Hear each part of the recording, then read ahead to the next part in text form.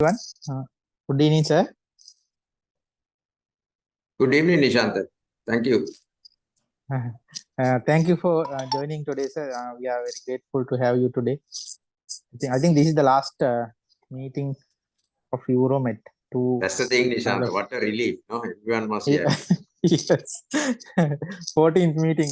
Yes. Today we have some, 6 small topics to discuss. Eurotech principles, actually, technology and other few topics that we have discussed before. Unfortunately, we don't have the presence of Dr. Balagobi today, as he had some other personal commitments. Is Madhusanka Ekanayaka here? Nishant, Madhushanka is ill. Because of that, he is also attending today. So we have to skip that thing. Oh, Yes. We will start from the statistics. okay. Yeah. Okay, then we'll start with the statistics and what is the EBM? Evidence-based medicine. Evidence-based medicine. Done by Dr. S. Tivika. Tivika, over to you. So my topic is, can you hear me? Yes, we can. Okay. Yeah, my topic is statistics and evidence-based medicine.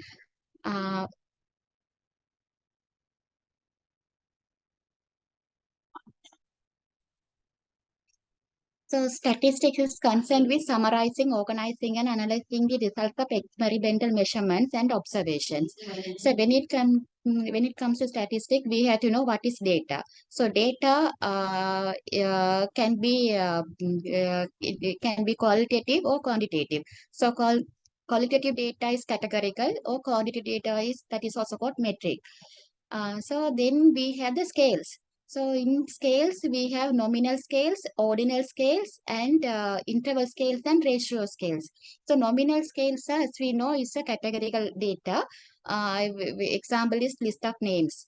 And the ordinal scales, it's again a categorical data, but there's a natural order. As in example as say when we get the questionnaire, if there are responses from agree to agree, moderately agree to strongly disagree, then it's an ordinal scale. Then the interval scales, again, it can be numerical. It is numerical, and example is a temperature scale. Ratio scales. The difference between interval scale and the ratio scale. In the ratio scale, there is a natural zero. The example is the ratios of kilometer or the as a measures of length. Then we have measures of location. So measures of locations, there are mean, median, and mode. So as we all know, mean is the average of the normally distributed graph. Mean is the median is the middle figure. Mode is the highest frequent figure.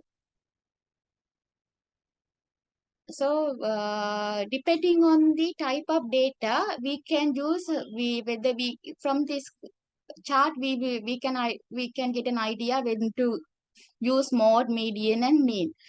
And the measures of spread, we have variation ratio, range, interquartile range, and the standard deviation. The commonly used measure of spread is standard deviation. So again, coming to the data distribution, it can be normally distributed curve, or it can be right skew and the left skewed curve. So here in normally distributed curve graph, we have the mode, median, and the mean, everything as one figure. The others it will vary depending on the type of graph.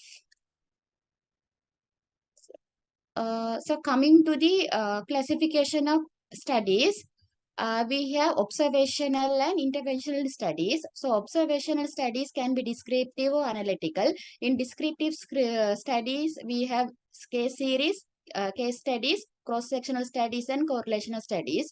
In analytical studies, there are the control group is present. So we gain application of hypothesis also possible here. The examples are case control studies and cohort studies. Then the interventional studies.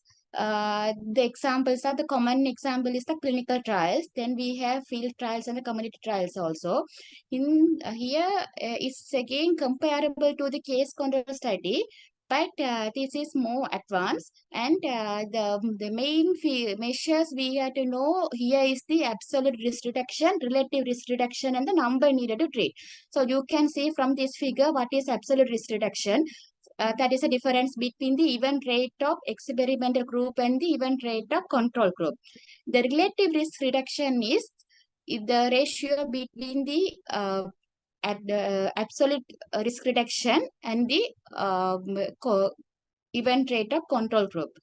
The number needed to treat is the inversion of absolute risk reduction. So that is very important when we are before using any newly designed drugs or any procedure in a clinical application. So again, case control study. In case control study, we are using the odds ratio. So in the case control study, in contrast to the cohort study, here the outcome is compared. So we are the two groups, the case and the control groups are compared. So primarily we are starting with the outcome. So here we can calculate only the prevalence, not the incidence, in contrast to cohort studies. Then the important measure we had here, the important measure is the odds ratio. So the odds ratio is the odds of disease among exposed group divided by the odds of disease among unexposed groups. In cohort studies, we are analyzing the this is again an analytical study. Here we are starting with the exposure. There are two groups. One group is exposed to the stimulus, another group is non-exposed. So and we follow them up to see the outcome. It can be retrospective or prospective study. And here what we can calculate is the incidence, not the it's the incidence. So incidence is a new case, by definition, incidence is new cases during a defined period of time in a defined population. So the relative risk can be calculated from cohort study, that the relative risk is incidence of exposed group divided by the incidence of unexposed group.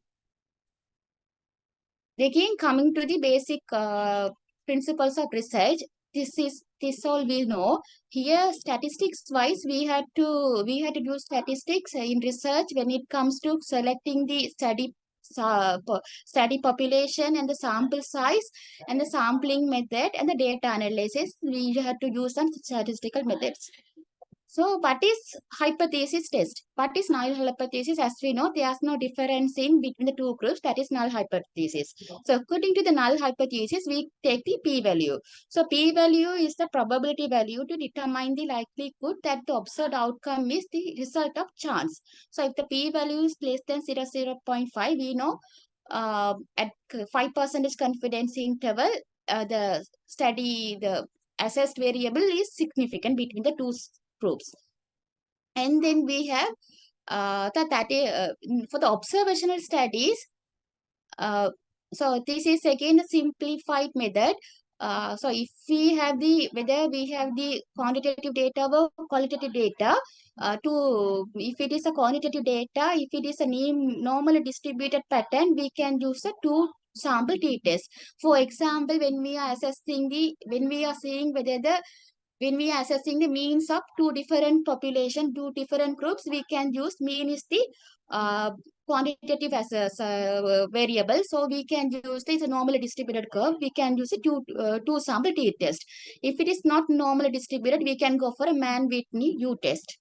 And then if it is a categorical variable, so it can be ordinal. Ordinal, as we know, is according to the natural order pattern is there. So if it is an ordinal ordinal variables, we can go for again Mann-Whitney U test. If it is nominal, depending on the number of figures, we can go for either high square test or Fisher's exact test. Then again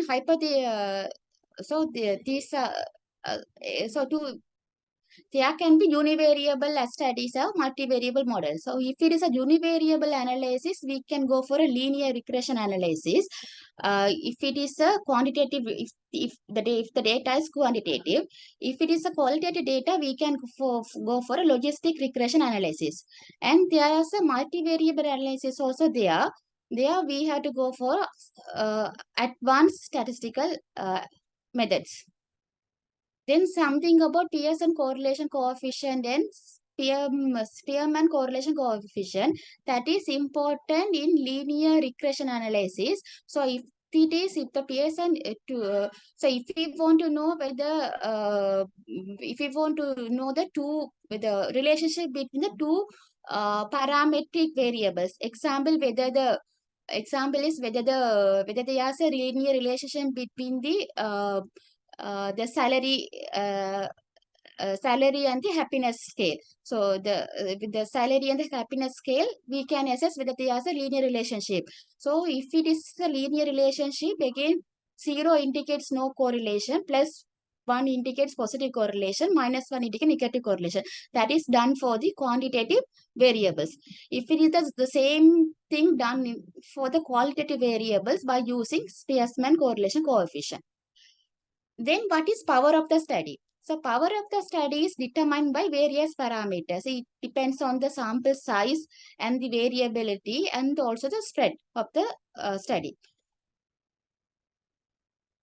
So if we want to calculate the sample size, we had to consider the power. Usually the power is set about 80% and the statistical significance at 0.05. So by using this, there's a calculation to calculate the sample size. So as I already mentioned, if it is a quantitative data, if it is a quantitative data, we can go for if there are only 2 groups, we can go for a simple t-test. Example, correlating the means of different groups. And if the groups are more than 2 groups, if we have more than 2 groups, then we go for ANOVA. ANOVA is analysis of variance. Then we have if the numerical data, if it is not normally distributed, then we can go for Mann-Whitney test. If it is a nominal variable data, we can go for a high square test of Fisher's extent. Again, the t-test can be paired or unpaired. The paired is the repeated measurement in same persons. Example, measuring the blood pressure in same group before and after the experiment is called paired. If we are using the different if we are taking measurement in 2 different population, that is called unpaired. So we have t-test for both paired sample and unpaired sample. Something about clinical trials. As we know, is a scientific study performed according to a formal protocol that evaluates the efficacy and safety of a procedure or an agent for diagnosis, treatment, or prevention of disease. So in the clinical trials, because I thought of why we have some statistical points also there in clinical trials. So when we are doing the clinical trials, we have to know about what is type 1 and type 2 error. So what is type 1 error is the false positive. Type 2 error is the false negative. So you can see this is the from this chart there are one column says the this is positive and the this is negative, and the test positive and the test negative. So what is sensitivity is a true positive, what is specificity is a true negative. Type 1 error is a false positive. So type 1 error can be minimized by randomization. Type 2 error is the false negative that can be minimized by increasing the sample size. Then moving on to the evidence-based medicine. evidence-based medicine is the consciousness, explicit, and judicial use of current-based evidence from the medical research in making decisions about the care of individual patients. So this is different from ego-based medicine. And now we are moving all the clinical management is moving towards the evidence-based medicine. So in evidence-based medicine, we have it's a stepwise approach. In step 1, we have to frame a answerable question. That question should have we should have a defined population, and we have to identify the intervention what we are going to do, and we also should decide on comparison, and we also should decide on what should be the outcome. And that is basically we should have a question to be answered. The second step, we had to go for a literature review, search and review. Then the third step would be critical appraisal of the literature. Fourth step would be we had to integrate whatever the evidence in our clinical practice. And then it should be a continuous process. With a clinical audit, we should evaluate after the all intervention done. So the levels of evidence, as we know, there are 5 levels of evidence. In the level 1 is the meta-analysis of RCT. So what are the benefits of evidence-based medicine?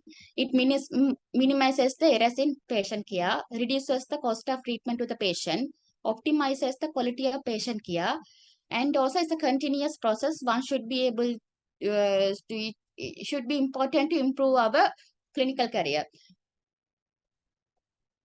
So these are the problems in evidence-based medicine because this is not always practical. And because we had to consider cost effectiveness in poor resource setting, this is not always applicable. These are the deficits in the evidence-based medicine. Thank you. Thank you, Tivika, for nice description of a bit of a very difficult topic, because we usually in day-to-day practice we are not discussing anything, but it's very important for understanding the research publications, and then when we are doing the research. Anuruddha sir, do we have any comments? Nishant, as you say, I also don't know much statistics. Yes. So I don't have any questions. I think better, yeah. Huh? Yes, understanding basic is important for the understanding these publications, and when we doing those things, application to our own patients. When you are doing a study, I think you prefer these slides very useful. Yeah, and exam-wise, only for the MCQs, I think. Not. Yes, Nishant, I think none of the examiners also know much statistics, so I think the candidates are safe. Yeah. There won't be many questions in statistics, don't worry. I think evidence-based medicine, I think I said the disadvantages. I think you all must know that it's very difficult, particularly with the economic crisis, urologists have gone now. So it's very difficult to practice evidence-based medicine with resource poor settings. So everyone must understand that you have to be very careful, because the cost is so important, and to incorporate cost, we need a lot of studies on costing and all, but we don't have any of those studies in our country, unfortunately. So because we don't have enough locally generated evidence, practicing evidence-based medicine is just a theoretical thing. That is the problem.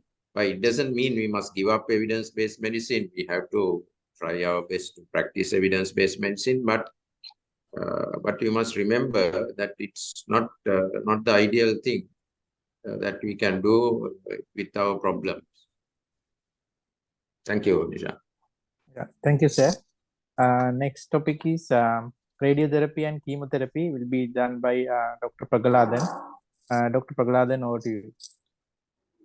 You have 15 minutes. Yeah.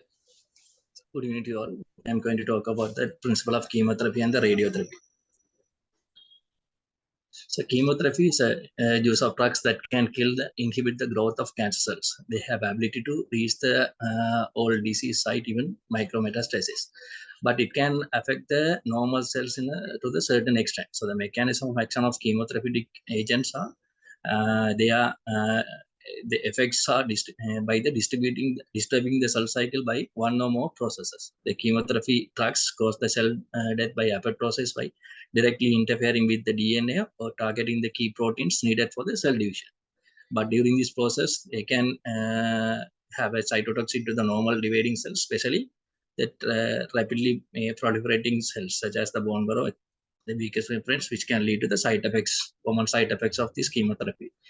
The chemotherapy drugs are classified according to the biochemical properties by the alkylating agents. So the actions, they form the covalent bonds on the proteins, the DNA and the RNA, which lead to the impair the cell function. The common used agents are the platinum-based, cisplatin, carboplatin, oxaliplatin, and the common side effect of these are the nephrotoxic, ototoxic, and the neurotoxic. The nitrogen mostates, the chloramphysils, common side effects of this one is the bone marrow suppression, and the oxophosphorines is a cyclophosphamide, which can lead to the hemorrhagic cystitis, SADH, and the carcinogenic is a lymphoma, leukemia, and the bone marrow suppression. Another classification, other group is antimetabolites. It's act by the structural analog for the metabolites involved in the DNA and the RNA synthesis. So can act as a substitute for a metabolite that that is incorporated into the DNA or RNA instead of the 5-fluorouracil incorporating instead of thioamide, or can compete for the catalytic site for enzyme that is key for the DNA or RNA synthesis. The 5-fluorouracil inhibiting the thioamylate in this enzyme involved in the DNA synthesis. The agents are the pyrimidine analogs, the gemcitabine, capacitamine, and 5-fluorouracil, causing common side effects are the consumer symptoms, stomatitis, and hand-foot symptom. The antifolates, methotrexate, causing common side effects are the hepatotoxicity and the leukopenia. So the anti-tumor antibodies, so the actions are the intercalate the DNA, which can the iron. So the additional to this anthracycline having a iron-mediated free radical formation, break the DNA strands and inhibit the topoisomerase action. The agents are the anthracyclines, the doxorubicin, epirubicin. Common side effects are the cardiotoxic and the bleomycin, causing the pulmonary fibrosis. The topoisomerase inhibitors are acted by the topoisomerase action is to uncoil the DNA during the DNA replication process, and these drugs inhibit this. The common agents are the etoposide. The tubulin binding drugs are the act by the Wnt alkaloids bind to the tubulin, prevent the formation of the microtubule that are important for the mitosis, and the taxoids bind to the tubulin, prevent the disassembly of the microtubules. The agents are the vincristine, causing common side effects are the neurotoxicity, and the taxanes causing the neurotoxicity, and the paclitaxel and the docetaxel. Common side effects are the severe nausea and vomiting, hair loss, and the change in nails. We can classify according to the cell cycle effect, the phase-specific drugs. The certain drugs act on the certain phase of the cell cycle, called the antimetabolites. It's act on the synthetic phase of the cell cycle.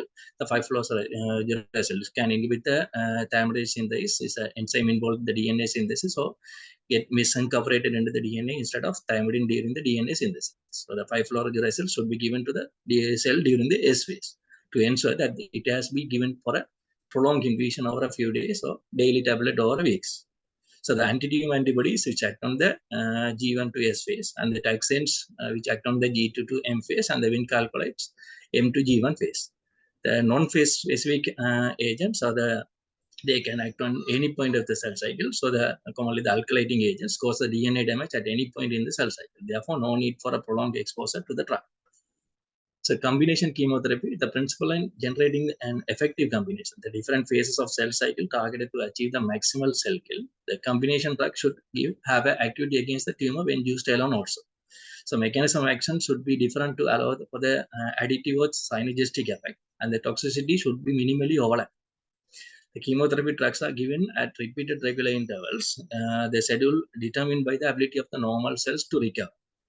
If the patient is becoming rapidly symptomatic due to the disease, combination therapy with the maximal response is desired. The clinical use of chemotherapy, we can give it as a primary treatment. So some cancers are extremely sensitive to the chemotherapy, such as the testicular tumors, lymphoma, acute leukemia, and the pediatric tumors. We can give it as a palliative option. So the metastatic disease, so most patients with a solid tumor having a metastasis is not curable, and treatment is with the palliative intent for prolong the survival and delay the progression and improve the quality of life. The well-established palliative chemotherapy regimes are found in the breast cancer, colorectal cancer, lung cancer, ovarian cancer, prostate, bladder, and the head and neck cancers. There are certain cancers where even with the metastasis, cure is possible with the chemotherapy, such as the germ cell tumor, lymphomas, and some oligometastasis, example, the colorectal cancer. Before offering the chemotherapy, the patient performance data should be checked. If the patient performance ECOG scores 3 or more, the chemotherapy can't offer. Adjuvant chemotherapy, so the offered when the patient have had a definite treatment to eradicate the primary and the local regional disease. So well-established adjuvant chemotherapy regime examples are the breast and the colorectal, ovarian, and the lung. The rationale for therapy to relapse occur due to the occult micrometastatic disease. The small difference in the survival are usually of the order of 5 to 10%. The breast cancer 5% is survival advantage by the chemotherapy, which means that 20 people need to receive the chemotherapy for a 1% to be cured. The treatment is focused on the microscopic disease, so there is no disease response to measure. The patient are offered treatment based on the assessment of risk. When selecting the patient for the adjuvant chemotherapy, then we can consider the patient and the tumor characteristic. The tumor factors such as the size, stage, histology, and biological features, and the patient factors, patient wish, age, comorbidities, and the performance status. So neoadjuvant chemotherapy, when chemotherapy is given before the surgery. So the example, the well-established neoadjuvant chemotherapy regimes against the inflammatory breast cancer, rectal cancer, bladder cancer, and the bone cancer. The advantages are the early treatment exposes the tumor and potential micrometastasis to the therapy. Therefore, the delay caused by the surgery and recovery is avoided. If the primary tumor response, the reduction in the bulk can allow for the more conservative surgery. We can go for an organ sparing surgery for the lower rectal cancer, preoperative chemoradiation, and improves the rate of sphincter sparing surgery. They make sure the unresectable tumor is resected. The chemotherapy toxicity can be divided in the short term and the late side effects. The short term, the common are the nausea, vomiting, so we can combine with the antiemetic and the myelosuppression. So if the neutrophil 20% risk of causing the febrile neutropenia, we can give the colony stimulating factors. If the hemoglobin low, we can give the EPO, the blood transfusion, and consider the platelet transfusion if the platelet less than 10,000. And the acute cholinergic gastrointestinal effects such as causing the oral ulcer, diarrhea, constipation, and alopecia. So we can prevent the cooling, the hair loss by cool. The late side effects are the commonly the alkylating agents, persistent cytopenias, and commonly the cyclophosphamide and the platinum and the anti-tumor antibodies, which can cause this anthracycline and causing cardiotoxicity, bleomycin causing the pulmonary fibrosis. The tubulin binding drugs, which cause the neurotoxicity, increase the risk of secondary malignancy, only that lymphomas and the blood leukemias and the premature menopause. The mechanism of resistance against the chemotherapy is a reduced delivery of the cytotoxic agents to the cells due to the outstripping of the blood supply by the tumor, decreased uptake of the drug due to the alteration in the structure and function of the proteins involved in the drug transfer.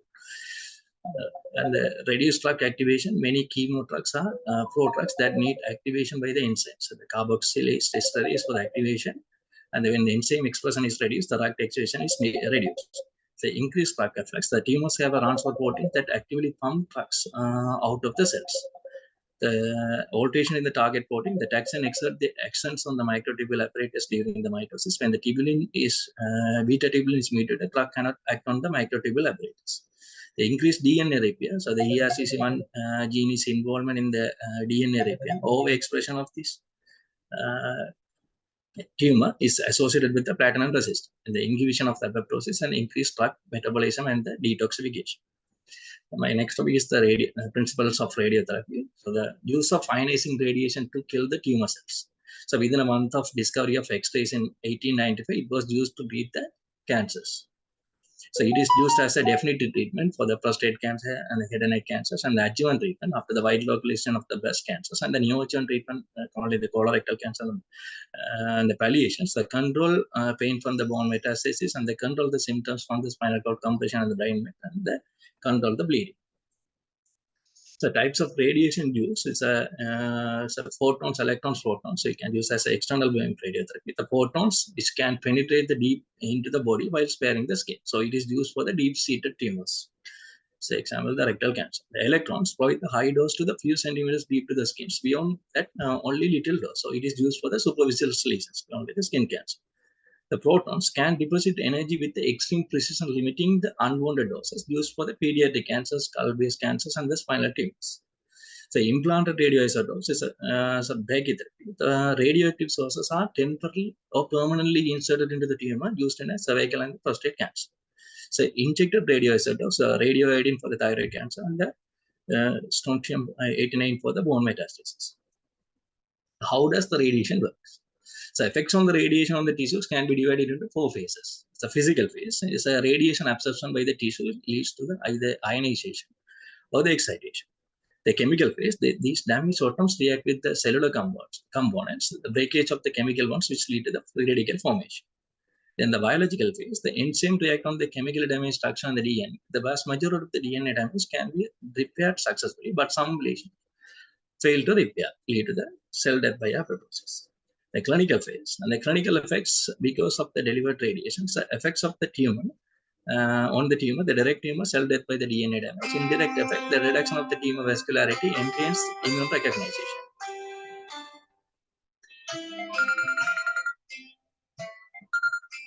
Sorry. The effects on the normal tissues are acute effects due to the direct cell death to the mucosal cell. And the late effects are the indirect effects on the vasculature of the stem cells component, reducing the capacity to repair the featured end. And it can lead to the secondary malignancy. So the method of delivery, so we can use the external beam radiotherapy. So the radiotherapy applied to the body external using a treatment machine. So in the brachytherapy, the radiotherapy performed by placing the temporary or permanent radiation sources into the body cavities, commonly in the prostate or the cervical cancer. And the external beam radiotherapy and its process, the high energy X-rays directed to the tissue via the linear accelerator. The dose of radiation is defined by the Gray, the energy absorbed per unit mass. So 1 Gray is equal to 1 joule per kilogram. The process is we need to immobilize and imaging and target volume definition. First of all, ensure the accurate delivery of the radiotherapy. The patient need to be appropriately immobilized. They make sure the patient was comfortable and position in optimal for the treatment delivery. Then plan the CT performing this treatment position. Then measure the gross tumor volume. They consist of actual tumor. Then clinical target volume. The margins of actual tumor is extended to include the margin of microscopic spread. Then plan that planning target volume. So additional margin to the clinical target volume is added to allow the potentially deliver daily variation in a tumor position. And plan the treatment. It is a creation of the radiotherapy that should be delivering required dose to the planned target volume. That during the radiotherapy beam creation, so the organ at risk are outlined and excluded from the radiotherapy beam pathway. So in when giving a radiotherapy the prostate cancer, we need to organ at risk is the rectum. The physicist does this planning and the clinician approves it, and data is transferred to the treatment machine. The setup, verification, and the treatment delivery. Prior to each treatment, the patient is set up in the same position as before. This takes a significant amount of time compared to the time given for the beam. Once set up, the beam is delivered for about 2 minutes. So the examples of EBRD, we can give the 2-dimensional conventional radiotherapy, but here we can target to the organ with this, and that when we consider the 3-dimensional confirmation radiotherapy. So then we can consider the advances in radiotherapy. The significant advances in radiotherapy have occurred in the last few years with the 2 principal aims: to precisely deliver radiotherapy to the target so that reduce the risk to the normal tissue. By that, to increase the delivery of the doses to the target. So imaging for the target volume definitions, and the PET and MRI have improved the ability to delineate the tumor more accurately in combination with the planning CT. Then IMRT, the intensity modulated radiotherapy, uses the variable intensity radiotherapy beams, or the beam that rotates the 360 degree around the patient to achieve a complex dose distribution than the 3D conformal radiotherapy. So advantages are, so improves the target volume coverage and sparing the normal tissue. So the example, the parotid sparing IMRT in a head and neck cancer to reduce the xerostomia. That allows the simultaneous delivery of the different dose to the different target volume. The commonly used in a head and neck cancers, pelvic nodal radiation in a prostate cancer, and anal cancer. So the IMRT is is a form of three-dimensional conformal radiation therapy in which the computer-aided optimization process is used to determine customized non-uniform fluence distribution to attain the conformation to concave targets and deliberately inhomogeneous dose distribution. Then we can have it's a volumetric modulated arc therapy. So this form of IMRT, which the linear accelerator the gantry rotates around the patient while the beam intensity is modulated. Then the image-guided radiotherapy is increasingly used for the tumor that moves breathing with the breathing or the bowel functions, as the lung or bladder prospect, and it uses the image during the treatment. It checks the tumor movements and shape changes and allows the smaller safety margin so that the radiotherapy can be accurately delivered, sparing healthy tissue. The stereotactic radiosurgery and the stereotactic radiotherapy allows the high precision radiotherapy delivery to the cranial lesions after eliminating the skull movements by fixing the skull on external fixator. So the stereotactic radiosurgery is only a single fraction is delivered. The stereotactic radiotherapy, we can get multiple fractions. So stereotactic body radiotherapy, so stereotactic ablative body radiotherapy, the high precision radiotherapy delivered to the extracranial lesions, so the stage 1 non-small lung cancers, excellent results. The protons that allows the delivery of the radiotherapy with the greatest sparing of organ at rest. The common side effects of the radiotherapy are the acute in the local ones are the erythema, desquamation, hairloss, mucositis, diarrhea, pneumonitis, and the myeloablation. And the generalized ones are the fatigue and the nausea vomiting. The late complications are the fibrosis, necrosis, nerve damage, myelitis, telangiectasia, stricture, xerostomy, cataracts, and secondary cancers. It's a combination of therapy. To maximize the effect of radiotherapy, it is combined with other treatment modalities, with the biological and the chemotherapy and the hormones. So with this 5 hours of radiotherapy, the clinical practice of radiation oncology operates within the limits defined by these 5 hours. First one is the repair. If given sufficient time between the fraction doses of radiotherapy, the cells will repair the radiation-induced damage. So depending on the difference between the repair capacity of the normal cells and the tumor tissues, the fraction can be offered. The reoxygenation, the hypoxic cells are relatively radio-resistant compared to well-oxygenated cells. The tumors are often hypoxic while the normal cells are well-oxygenated. This is a disadvantage. The repopulations, as the radiotherapy kills the cancer cells, the rapid proliferation of the tumor cells is stimulated. So during the protracted treatment, production of cells by the tumor can even exceed the radiation-induced cell loss. So it is better to make the overall treatment as short as possible. The radiodistributions, the sensitivity of the cells to radiation varies according to the position within the cell cycle. The most vulnerable phases are the late G2 and the M phase. The ideally fraction of radiation should be timed to coincide with these phases, and this can lead to the degree of synchronization of the cellular division within the tumor. The radiosensitivity, cells in the tumor lie in the spectrum of complete radiosensitivity to complete the radioresistant. So common the intrinsic radiosensitivity that for the sensitive, the common tumors are sensitive for the radiotherapies are the seminoma, lymphoma, germ cell tumor, the neuroblastoma, nephroblastoma, retinoblastoma. And intermediate ones are the epithelial tumors, the squamous cells and the adenocarcinoma. Compared to the adenocarcinoma, the squamous cell carcinoma better sensitive than the adeno. The resistance are the melanoma, glioblastoma, multiforme, and the sarcoma. Thank you. Okay. Thank you, Pragaladan, for a nice comprehensive talk on chemotherapy and radiotherapy, actually basics. Anuruddha sir, do we have any questions or comments? I don't have any questions. Basically, better to remember that the dose of chemotherapy or radiotherapy is really decided by the safety, the rest of the normal cells that can tolerate. So the maximum dose is decided by that, not by any other things. That's the most important thing, whether the normal cells can tolerate that dose. So it's always that will decide the dose of the radiotherapy, not the size of the tumor or the location of the tumor, but the ability of the surrounding normal cells to tolerate right up to that level.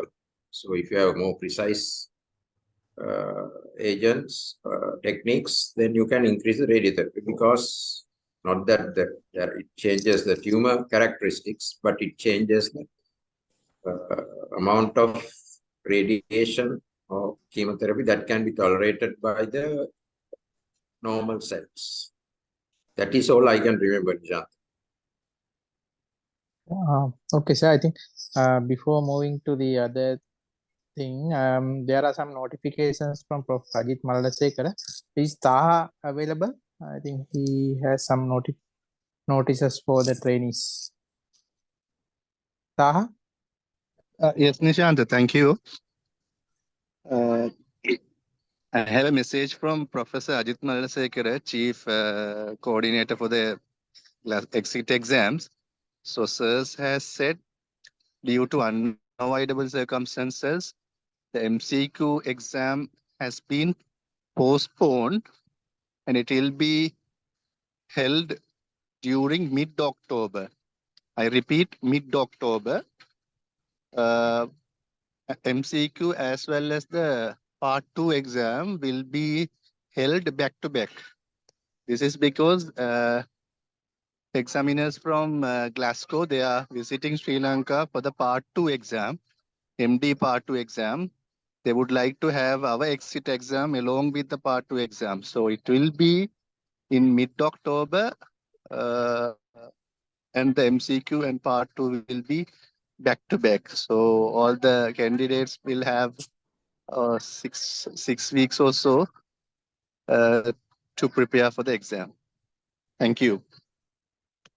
Okay, thank you, Taha, for the information. I think the trainees might be, I don't know, whether they're happy to have some more time to read and prepare to be successful in the exam. Okay, our next topic is DVT and blood thinners. Will be done by Dinendra Madhushankar. Dinendra, over to you. Yeah, now it's okay. Right. I'd like to discuss about the deep vein thrombosis and anticoagulants as simultaneously. First, we'll see what's thrombosis. It's as we know in pathology days, it's a formation of an abnormal mass from the constituents of the blood within the normal vascular system in a living object.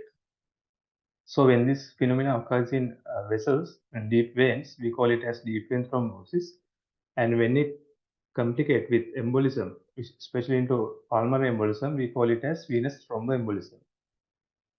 So pathogenesis, again, is a thrombus composed of fibrin along with red cells production, and this pathophysiology is described by virtue of stride, which composed of mainly the blood pathology as well as vessel factors as well as the flow factors.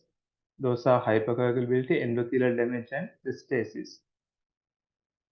And what are the risk factors of getting DVT? Can be divided into either acquired or genetic risk factors. Acquired risk factors mainly the age, presence of malignancy, prolonged immobility, development of strokes, pregnancy, and recent thromboembolism, heart failure, infections. There are a set of causes for acquired risk factors. And the genetic risk factors, there are strong, moderate, and weak risk factors for genetic causes. Strong risk factors are the antithrombin deficiency, protein C and S deficiency, and the moderate risk factors are factor V laden and the non or blood group patients. And weak factors are, there are some abnormalities in fibrinogen, factor 13 and factor 11. And this venous deep vein thrombosis can present in either asymptomatic into symptomatic group, even in a sudden death.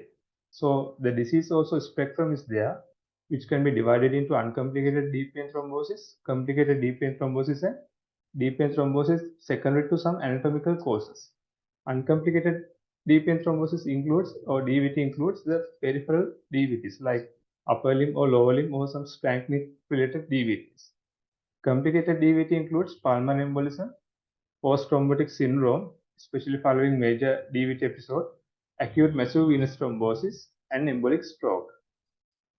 And anatomical causes related DVT include This Paget-Stotter's syndrome, where the subclavius muscle causing upper limb DVT, and May Turner syndrome, where the left iliac vein is compressed by the crossing right iliac artery, causing left-sided DVT. So, in the management of deep vein thrombosis, it composed mainly of diagnosis and the treatment, and as well as the prevention or the prophylaxis. In the diagnosis of venous thrombosis, there are some scores has been stipulated, where the main one is the Well score, which is a pretest probability score, which composed of these factors, and they have given certain values, and if the value is less than 2 or more than 2, they give the probability of having venous thrombosis. And they have given Well score for diagnosis of deep vein thrombosis. At the same time, it has modified to diagnose pulmonary embolism as well. And the value cutoffs are different. For the DVT, it's 2 or more. For the pulmonary embolism, it's 5 or more. At the same time, we can use blood test. We can use the assay of D-dimer, which is a fibrin degradated products, which is usually found when the patient is having venous thrombosis. And this is very high sensitive, and it is like 100% negative predictive value of DVT. But the problem is it has poor specificity because it can be falsely elevated in other situations as well. For example, inflammation, pregnancy, malignancy, and elderly, they can have false positives. And we can use venous ultrasound scan, which is they use 3 modes of scan, usually compression ultrasound scan, or duplex, or the color Doppler imaging. Especially the proximal DVTs can be assessed with compression ultrasound scan, and distal DVTs can be assessed with duplex or the color Doppler imaging. And this also sensitive, but sometimes it is performer dependent, sometimes specificity is less. And for the Merck confirmation, the contrast venography or the MRI venography is more specific in diagnosing venous thrombosis. And it's you can use this diagram. When you got a patient with DVT, you can apply the Well score pretest probability to take the DVT likelihood or unlikelihood, and depending on the likelihood, you can go ahead with the performing ultrasound scan within 24 hours. And if it is unlikely, you can go for D-dimer assessment, and depending on the positivity of D-dimer, you can again decide whether you are going ahead with ultrasound scan. Basically, duplex ultrasound scan is the one which decides on the management. And if it is negative, still the suspicion is more, you can repeat it in about 7 days after 1 week. And if the patient is unlikelihood of DVT as well as D-dimer also negative, you can safely exclude DVT. And in their inconclusive or doubtful situations, you can, if you have the facility, you can go for contrast venography or the MRI studies. And if you got a patient with suspecting pulmonary embolism, you can again apply Well score, which is there for the pulmonary embolism, and depending on the values, you can divide those patients into either pulmonary embolism likely or unlikely. If the patient falls into pulmonary embolism likely, you can immediately order CT pulmonary angiogram. And if it is delaying, you can start treatment, while during treatment, you can order for the investigation. If it is positive, it is confirmatory. If it is negative, then next option to go for ultrasound scan of the leg. Depending on that, you can decide the management. If pulmonary embolism unlikely, you can do D-dimer. And if it is positive, again, there's a place for CT pulmonary angiogram. If the pulmonary embolism score also less likely and D-dimer also negative, you can safely exclude pulmonary embolism. When you diagnose patient with either DVT or pulmonary embolism, the treatments mainly depend on the anticoagulation. So anticoagulation, they describe of 3 phases. The initiation of the treatment within 10 days, where our aim is to rapidly anticoagulate the patient to prevent development of pulmonary embolism of DVT. And in the principal treatment phase, where it is kind of maintenance, where we use 3 months usual period of anticoagulation, where we prevent propagation of DVT into pulmonary embolism or the recurrence of pulmonary embolism. And the later extend treatment phase depends on the patient's indication and the risk factors. So in the management of DVT and the pulmonary embolism, we have this array of treatments, pharmacological interventions, starting from unfractionated heparin to low molecular weight heparin, or newer agents like fondaparinux, dabigatran, and warfarin, and thrombolytic therapies, catheter-directed or systemic treatments are there, and mechanical interventions also, IVC filters, compression stockings also can be used. Then about anticoagulants. Anticoagulants are agents which is mainly do the blood thinning of the patients, thereby preventing the propagation of the clot, and it doesn't mainly act on the which is already formed clots. So they can be either parenteral or oral anticoagulants. Parenteral anticoagulants, well-known one is indirect thrombin inhibitors, heparin, can be either unfractionated or low molecular weight heparins. And there are direct thrombin inhibitors and oral anticoagulants. A well-known one is the warfarin, which is coumarin derivatives, and others are direct factor 10 inhibitors, rivaroxaban and dabigatran. This diagram you can use to remember the mechanism of action, where warfarin acts by inhibiting factor 27910 and thereby inhibiting the coagulation pathway. And this fondaparinux act by inhibiting factor 10. Heparin mainly act on thrombin inhibition, and rivaroxaban again factor 10 and dabigatran thrombin inhibitors. So bit about these agents. This vitamin K antagonist, where we can use to inhibit factor 27910, and it is the drawbacks it need INR monitoring, and it has high bleeding tendency, and but the advantage is it has fairly good half-life, and the renal excretion is negligible, and it has a lot of other drug side effects as interactions as well.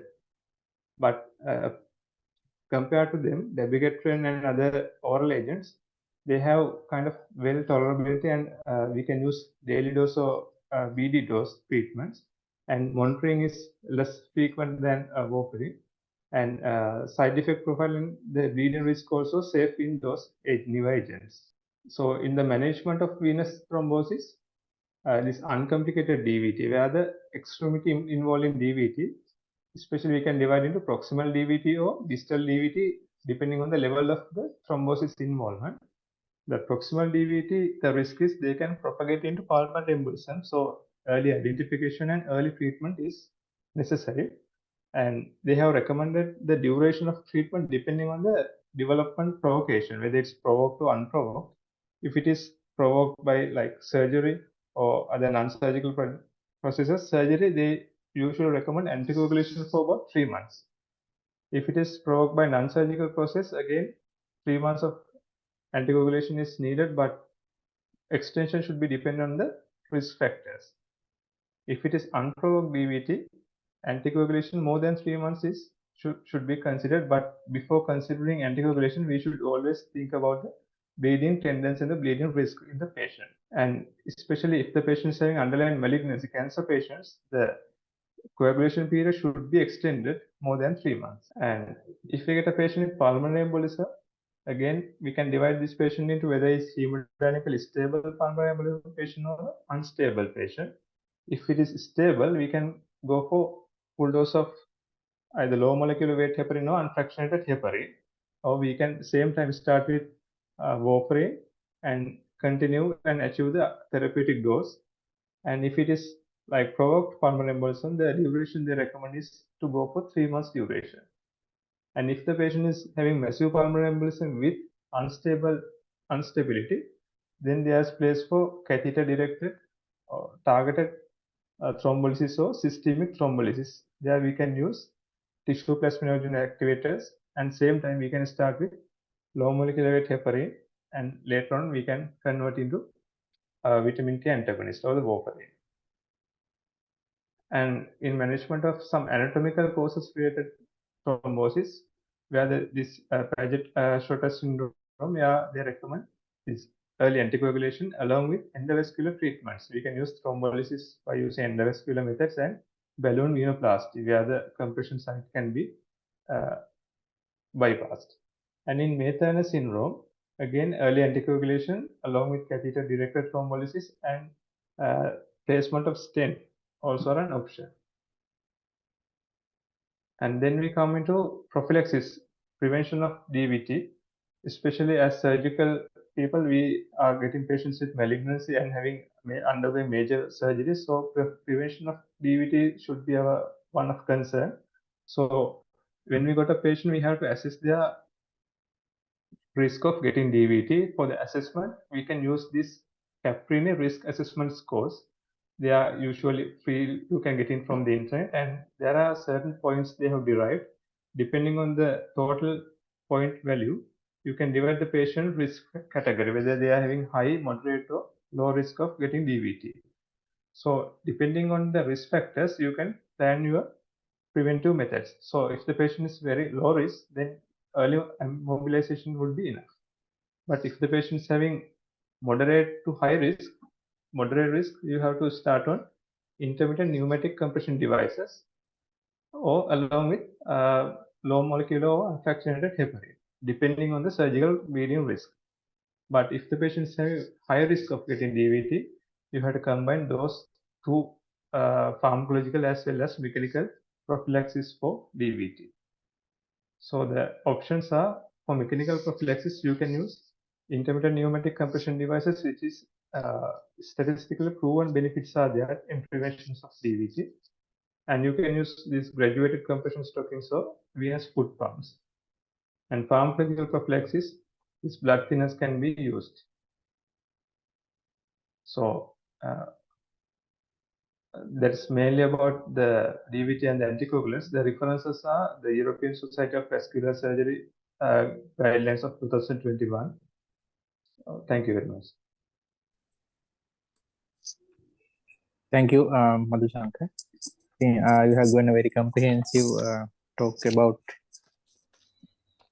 the DVT and anticoagulants, including risk assessment, prevention, and treatment.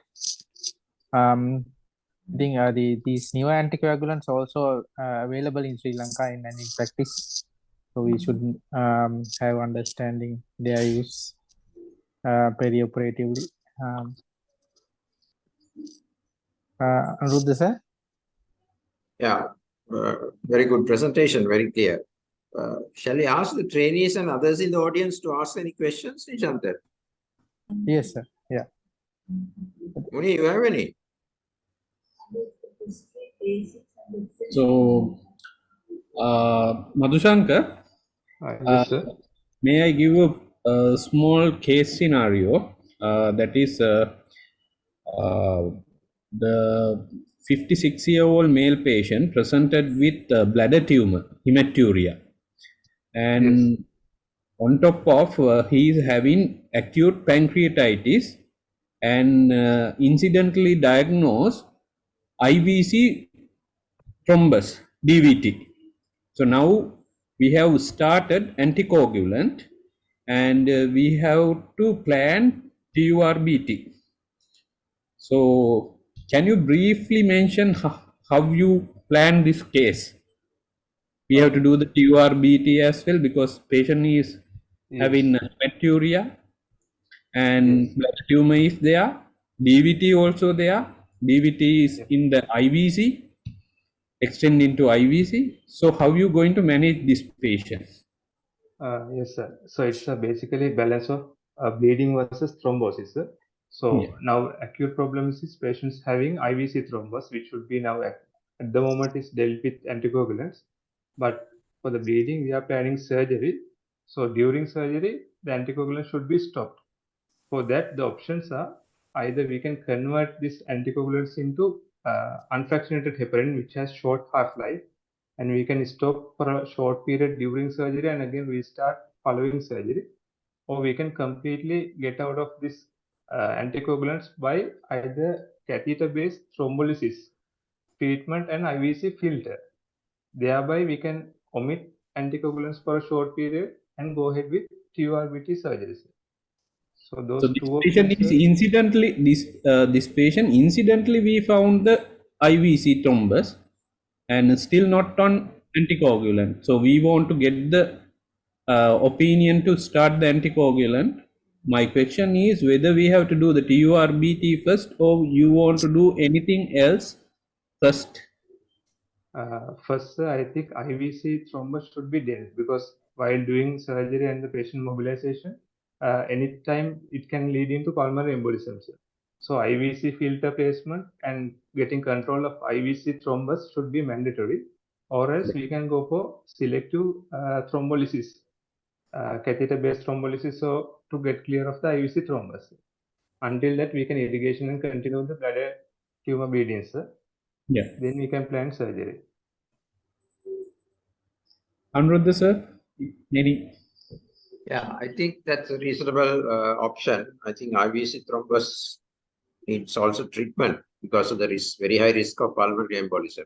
IVC filter would be the, I think, the more practical thing to do here. So we have to do the multidisciplinary team action actually with the vascular team, hematology team, and the urological team. So we have to do multidisciplinary action.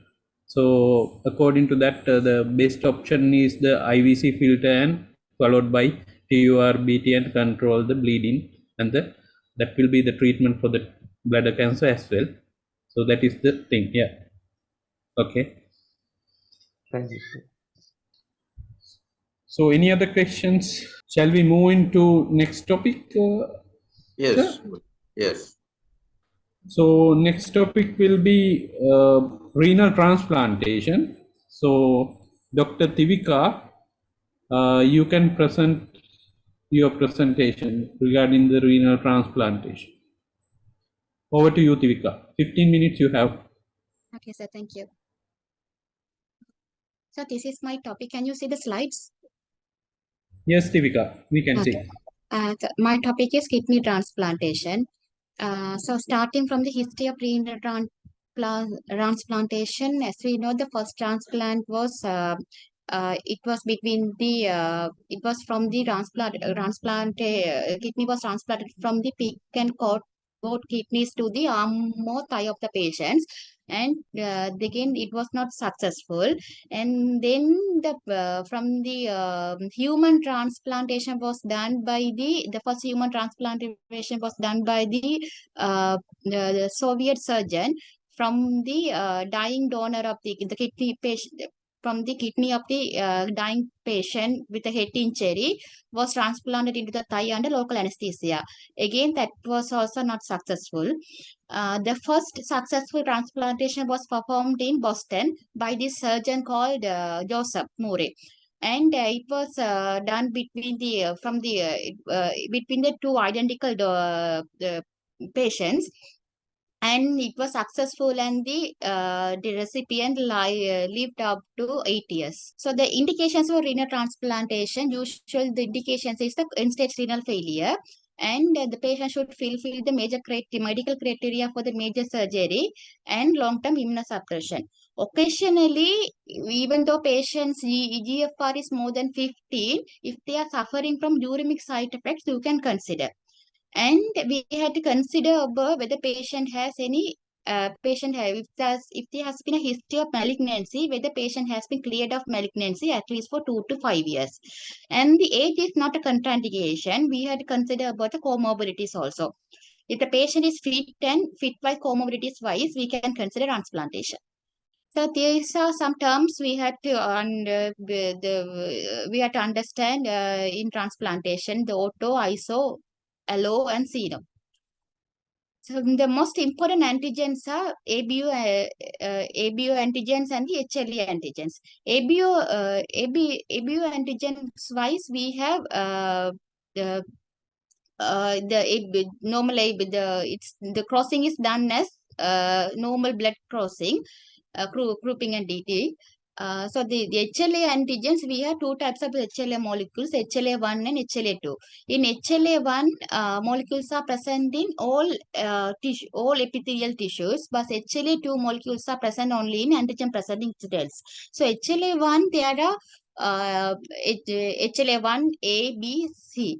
And HLA2 has DR, PQ, DR, DP, DQ. The most antigenic HLA molecules are HLA-DR, HLA-A, and HLA-B. So we should be cross-matching these HLA molecules.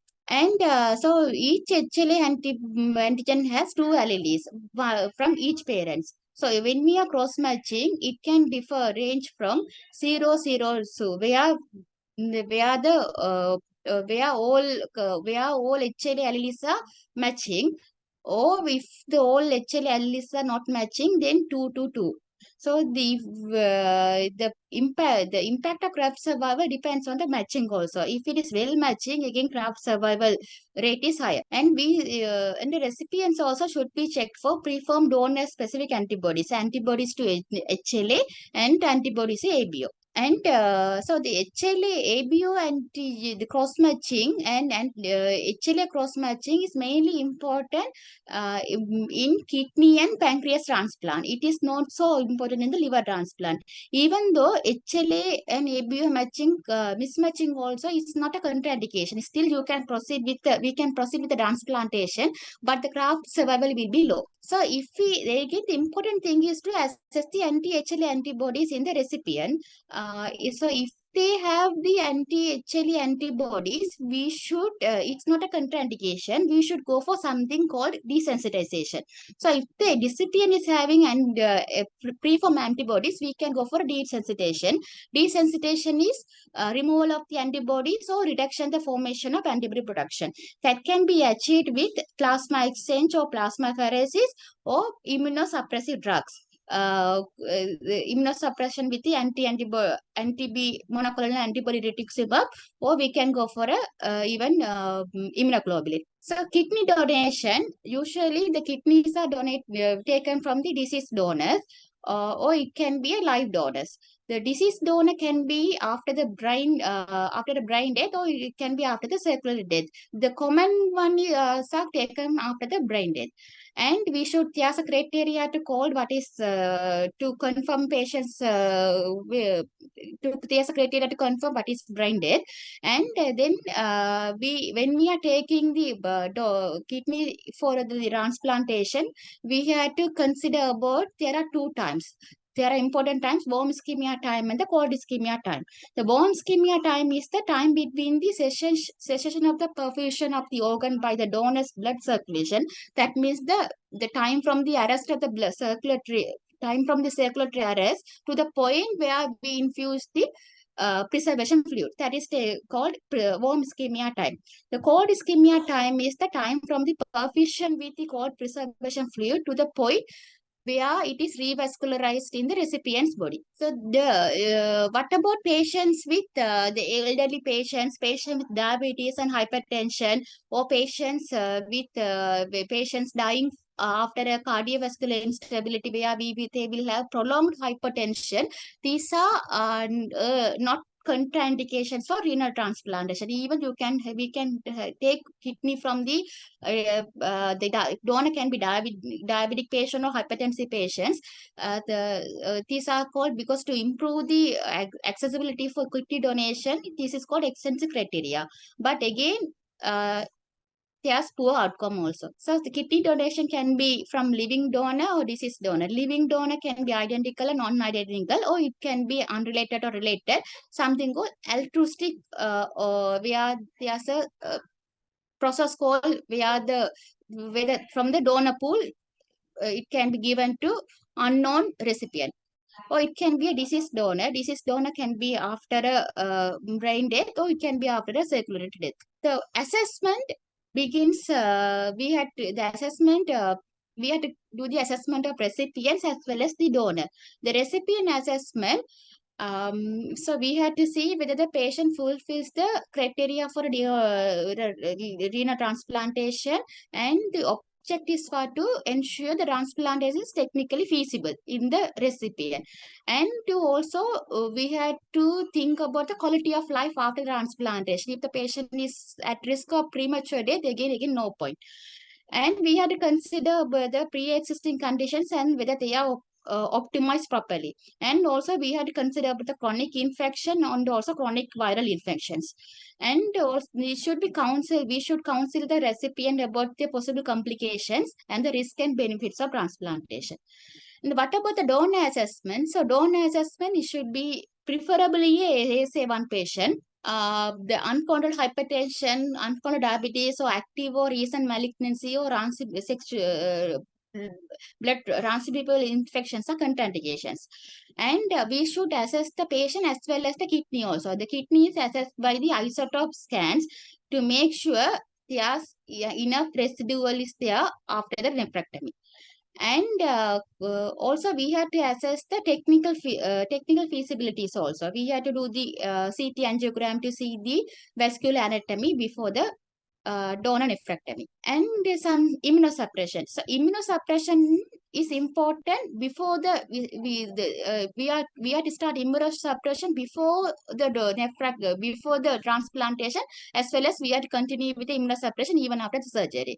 So immunosuppressions are given as a perioperative induction therapy. We are usually the antibody therapy, the antibody ATG antithymocyte globulin is given as an induction therapy, followed by maintenance therapy with 3 immunosuppressive agents. So immunosuppressants are used to prevent alloimmune response and also to reverse an established autoimmune response, that is in desensitization.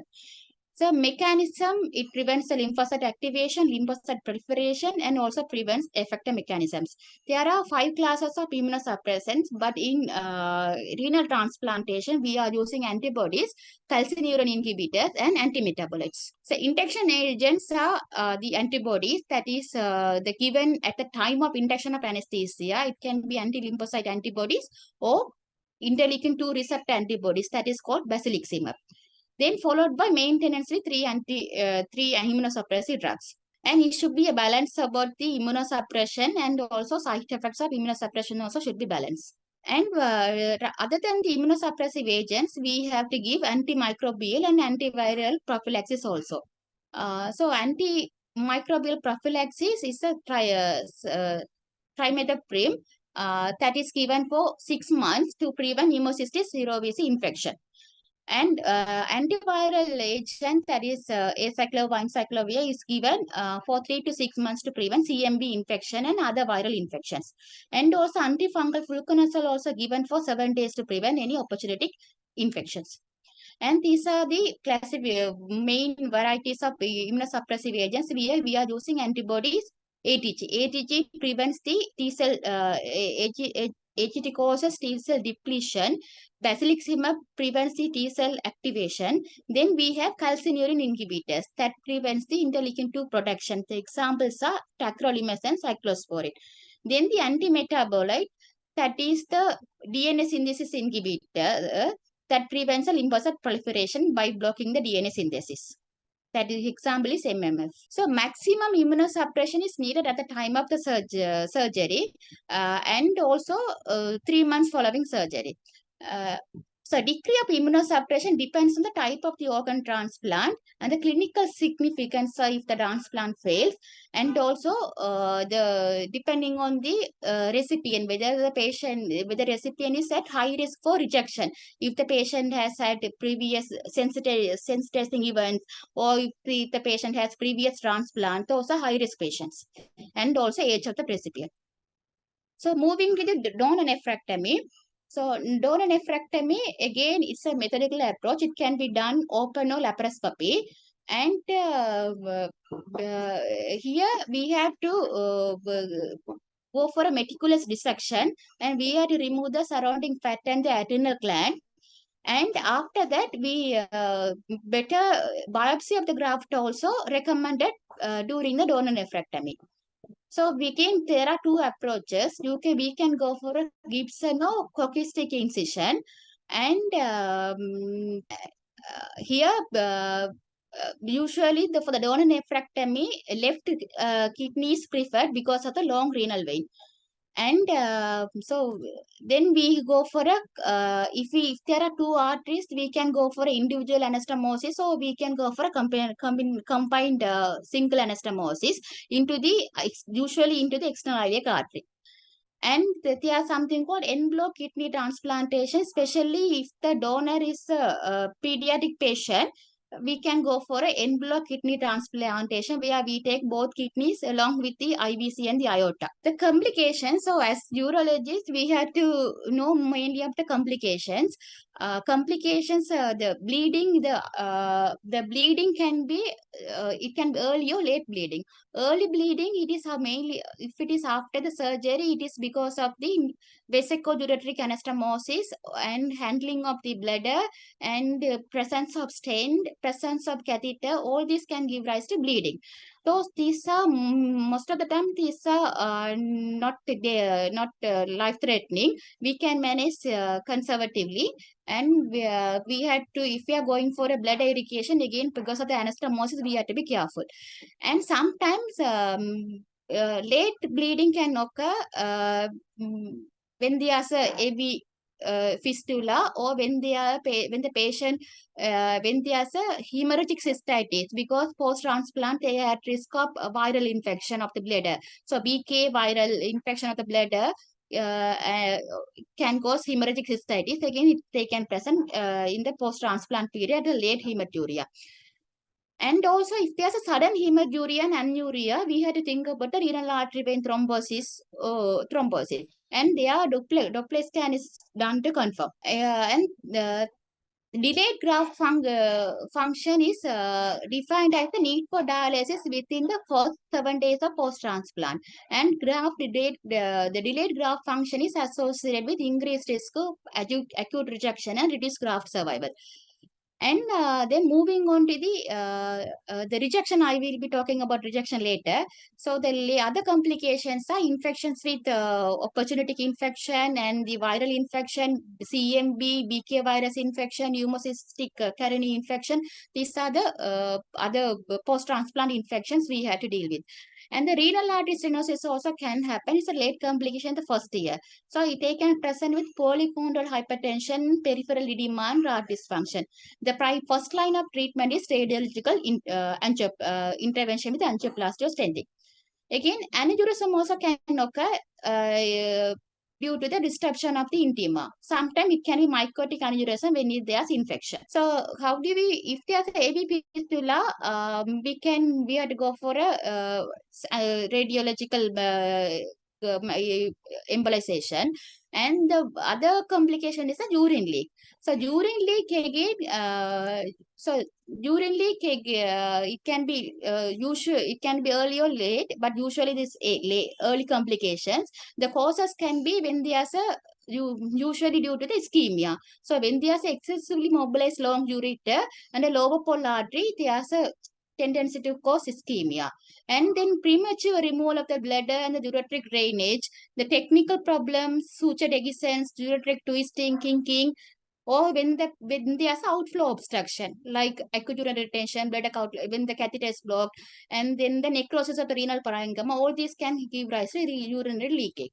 So when there's a urinary leakage, we had to confirm it with the, we had to go for imaging. And if there's a urinary leakage, we had to go first the conservative management with the diversion. So urinary diversion with the urinary catheter, drain, and if there's no stenting, if there has no stent in situ, we had to go for a percutaneous nephrostomy. That is a urinary diversion. So if the urinary diversion doesn't work, if then we had to go for a surgical exploration.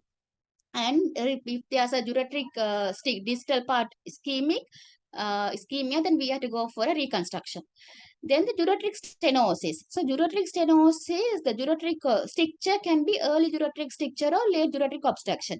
So early ureteric obstructions are due to the ureteric strictures. So it's because of the technical error, or when there's a encrusted stent, or when there's anastomotic edema, redundant ureter, extensive compression by lymphocyl or hematoma abscess can cause early ureteric obstruction. That is within 3 months after the transplant. Late ureteral obstruction, it can be because of stones or stricture or lymphocyte. So whatever the ureteric stricture, the first we can go for a endourological management with the DJ stenting, or we can go for a ureteric dilatation. If that doesn't work, then we had to go for a surgical exploration and sometimes body flap or ureterostomy. And they are also at risk of venous thromboembolism and lymphocyl. Most of the time, the lymphocyls are asymptomatic and small. We can manage conservatively. If it is large, then we had to go for drainage. And they are also at increased risk of renal cancer and bladder cancer. So renal cancer is about slightly about 4%. In normal population, it's about 2%. They are at slight risk of renal cancer. The management is because they have only single functioning kidney. So the management is similar to the renal cancer in other normal populations. So better if it is less than 4 centimeter, better to go for active surveillance of ablative management. The bladder cancer, they are at risk of increased bladder cancer because of BK viral infection, smoking, and immunosuppressions. So again, the management is similar. So coming to the rejections. So rejections can be acute, hyperacute rejection or chronic rejection.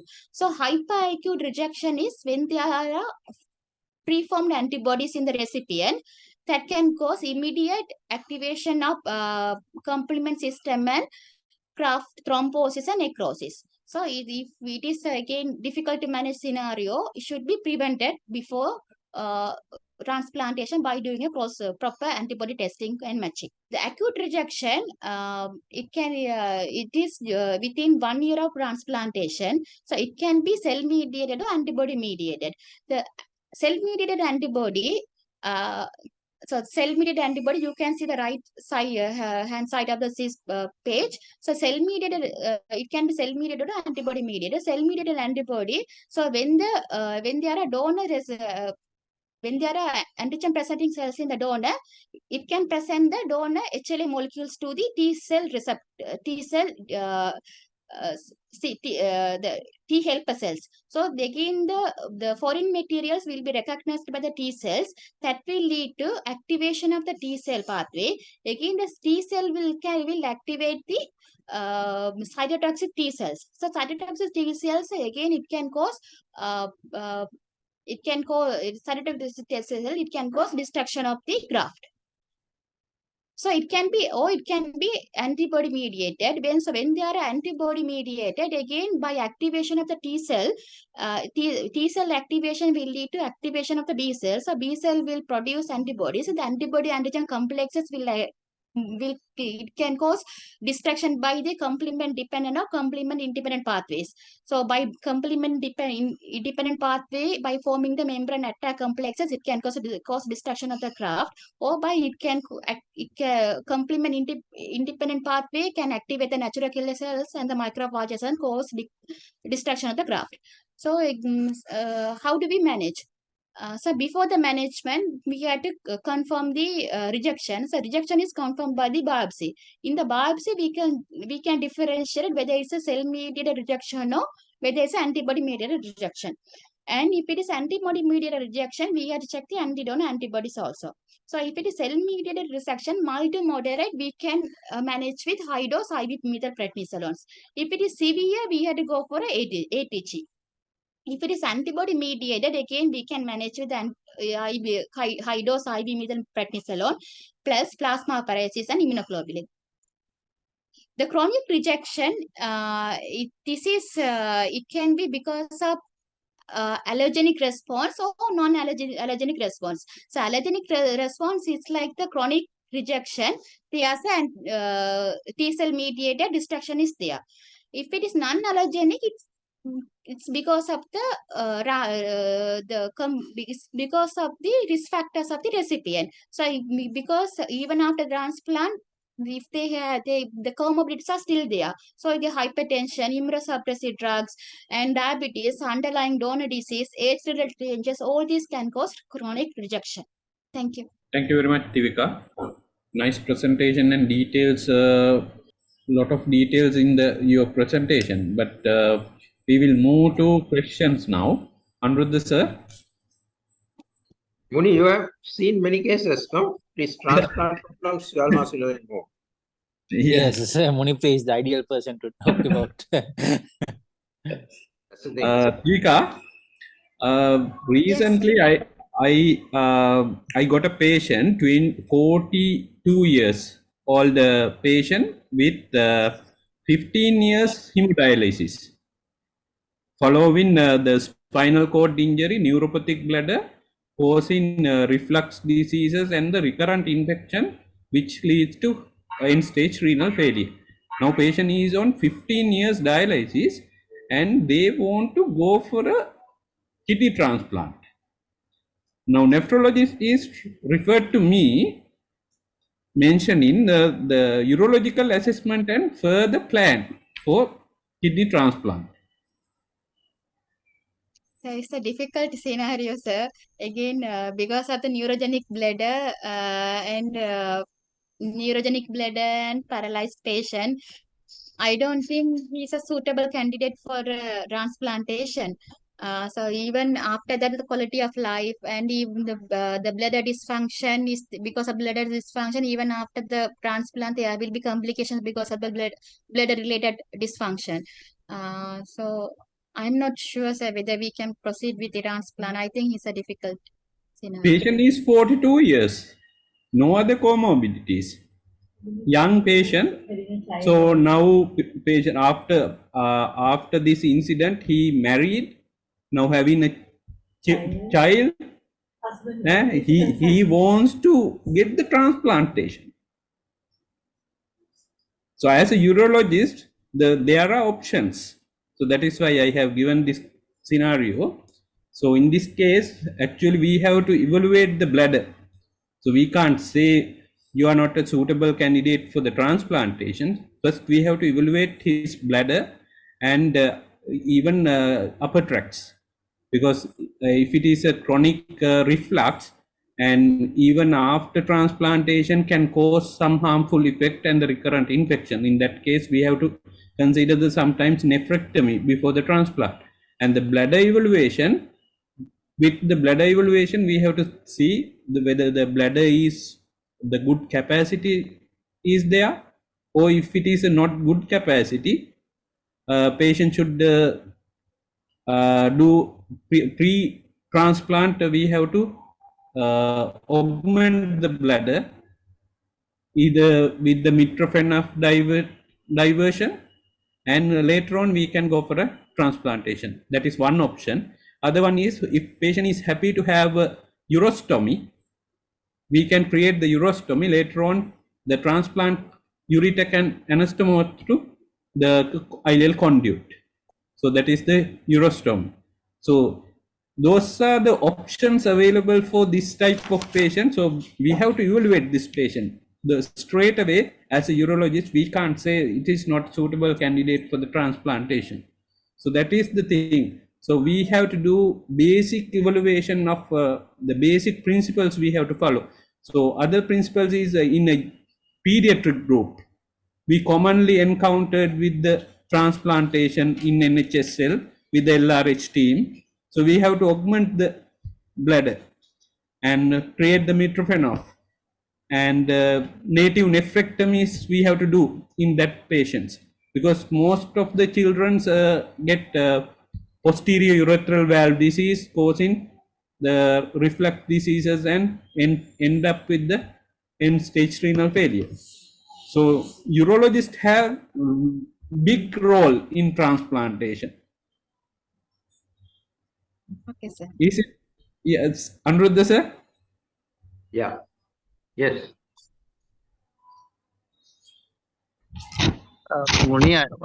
Monipri, I have Taha here, just joined. Yeah. I have a Yes. question. Yeah. Yeah, Tivika. Now again, another referral from nephrologist. He is going to do a transplant. He wants to assess whether the patient is having significant lower urinary tract obstruction before transplant. But patient is oliguric. So how are I going to tell the nephrologist whether he needs lower tract surgery before transplant, or else you can go ahead with the transplant, later on we can assess. So what kind of procedures you can use to evaluate his lower tract? So because the patient is anuric, the normal uroflowmetry and the urodynamic studies would be difficult. We can do the ultrasound scan just to see the prostate volume, but again, post-vesical volume also will be unreliable. And then we had to go for minimally other invasive procedures like probably a flexicystoscopy to see whether there's a stricture or whether there's a prostate, whether there's a compressive prostatomegaly. Yes, as you said, I mean, flowmetry and scan we can't do. So that we can do a cystoscopy and fill the bladder, and after that you can do a flowmetry, or even after flowmetry you can do, and you can check the residual volume. So during the cystoscopy, you fill the bladder and use as his urination to assess his lower tract practically.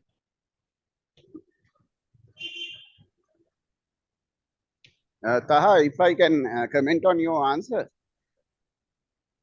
Dr. Vijayawardena here. Yes, sir. Actually, when the patient is anuric or oliguric, still you can do the advanced urodynamics. Because there, you don't depend on patient's urine production. You are filling the bladder at 50 milliliters per minute. And there are only two things to know. One is whether there is unstable waves during filling. And then what is the systometric bladder capacity? So if the bladder capacity about 300 milliliters or more, then that is a very good bladder. If the P-det line doesn't rise in filling, then that is a stable bladder. Then the other thing is once the bladder is full to about 300 milliliters, depending on the patient's sensation, you ask him to void. So he's actually voiding the say line. Then you can assess the outlet obstruction as well. So advanced urodynamics is the study. If the transplant surgeon or nephrologist asks you to do a bladder assessment, no need to do flexible cystoscopy. If you want to, if you are so sure of a urethral stricture, it's okay. But advanced urodynamics is a far better test than eyeball urodynamics. Eyeball means you are just viewing from your eye and saying this is blocked or this is not blocked.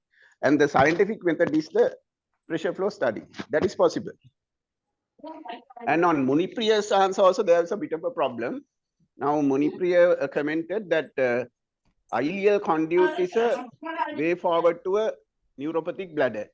But I have suggested this to the transplant surgeons and they don't take it because they say they can't put that neo-ureter into the ileal conduit. So there is a bit of a problem there. So if it is going to be a... So that is why the urologist is necessary for that surgery. That is the problem. So they say you create an orthotopic bladder, then they will put the ureter to the orthotopic bladder. Oh. Because it's like going up, the ureter is anastomosed to an organ that is higher than the level of the kidney. No. So that is a bit of a technical problem. Yes. Okay, thank you very much, sir. Okay. Prasanna, are you there? Prasanna, I think it's still he is doing the casualties. So because of that, we have to wind the sessions early. Before winding the last Uromet, I would like to give opportunity to talk Taha. Taha? Thank you, Munipriya, because I wanted to borrow 1 or 2 minutes of yours, because it is not nice to wind up this Uromet sessions without thanking the contributors. Basically, I would like to thank, first of all, the Slavs headed by Dr.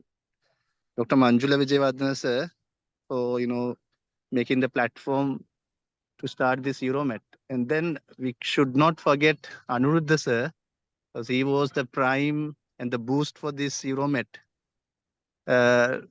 sessions. So actually, he wanted us to start from March onwards, but we were able to start from May. May 20th was the first Uromet session.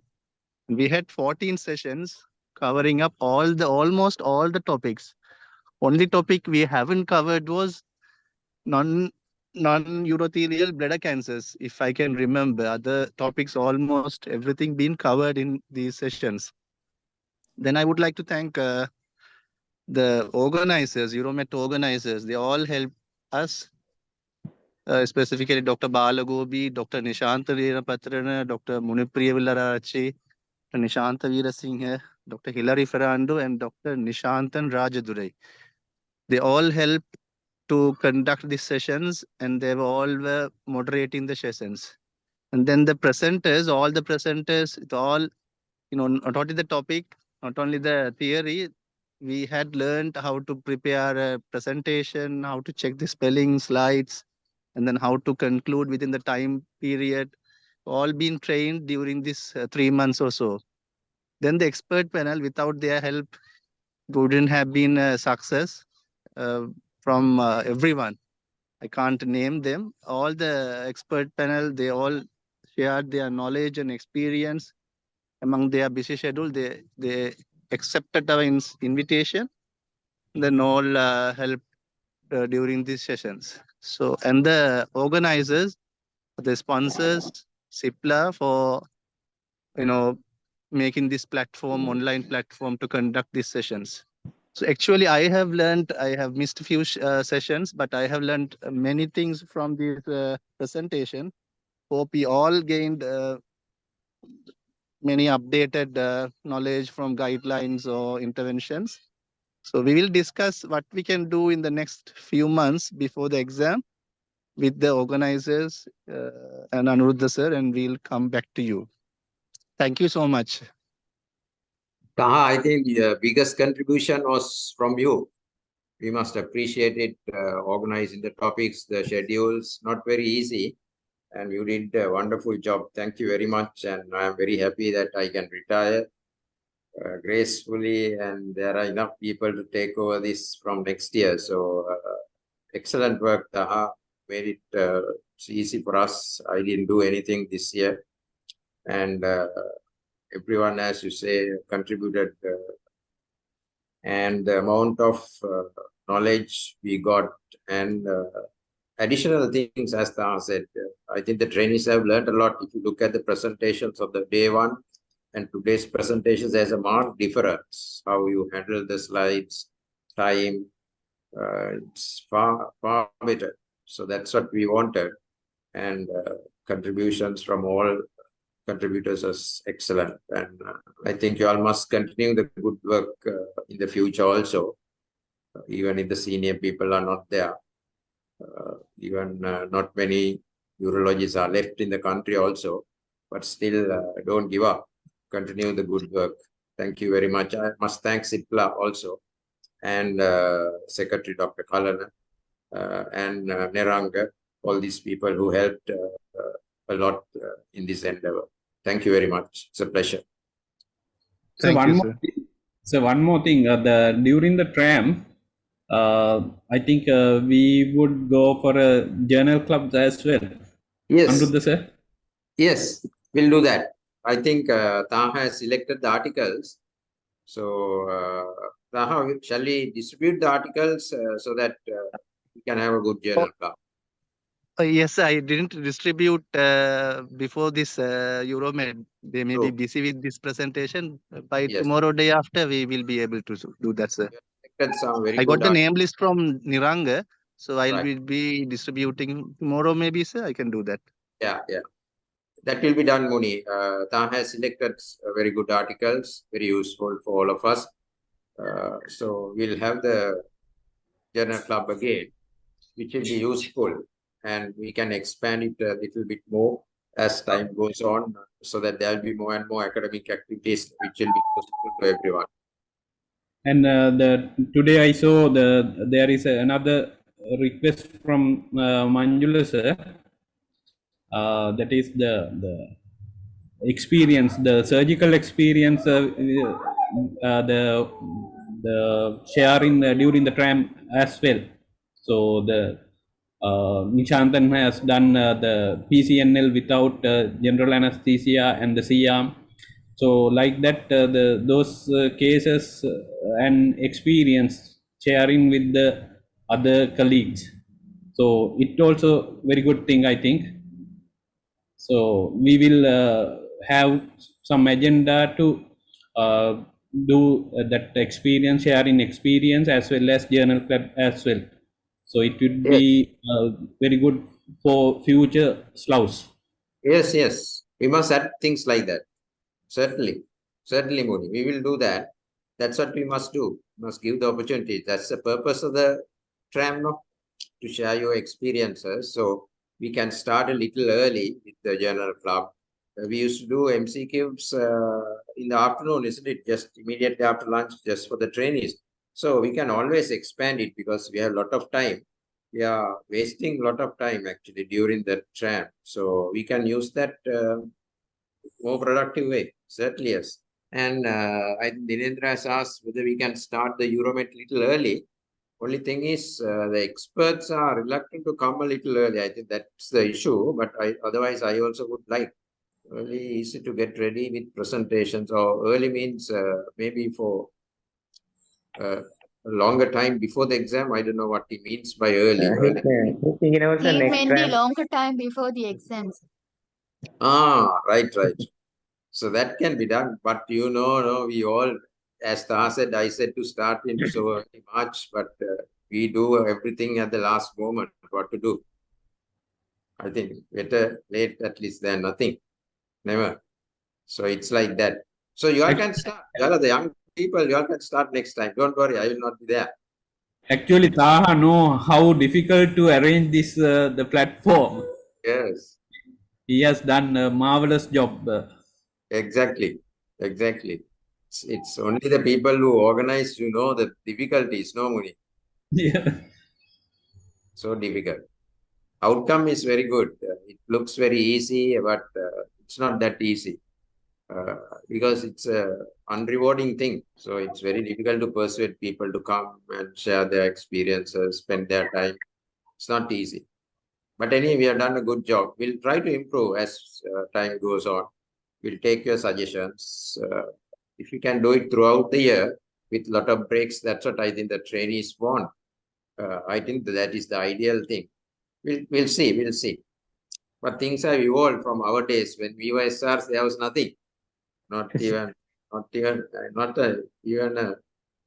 just a lecture even for urology training. So we have come a long way.